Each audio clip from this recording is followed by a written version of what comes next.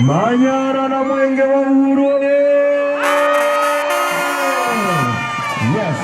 Mimi Halima Omari Dendego, kaimu mkuu wa mkoa wa Manyara, nakiri kupokea Mwenge wa Uhuru kutoka kwa kaka yangu CPA Amos Gabriel Makalla, mkuu wa mkoa wa Arusha.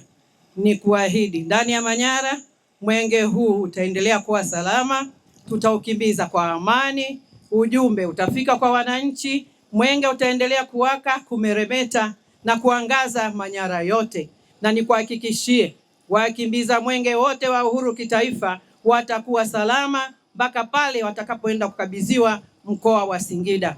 Mwenyezi Mungu nisaidie. Mbio za mwaka 2026 zitapita kwenye umbali wa kilomita 3771.7 na utapitia miradi 49 yenye thamani ya shilingi za Kitanzania bilioni 139.9. Miradi 22 itazinduliwa, miradi 12 itawekewa mawe ya msingi, miradi 15 itakaguliwa.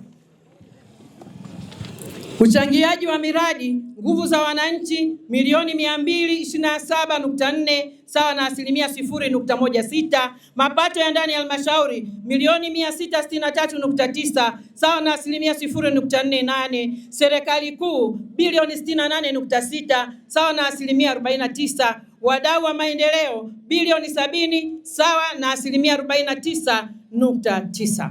Nitumie fursa hii kuishukuru serikali kuu, halmashauri zetu zote, wadau wa maendeleo na wananchi wa mkoa wa Manyara kwa kuibua, kuanzisha na kuchangia nguvu na fedha zilizowezeshwa utekelezaji wa miradi ya maendeleo.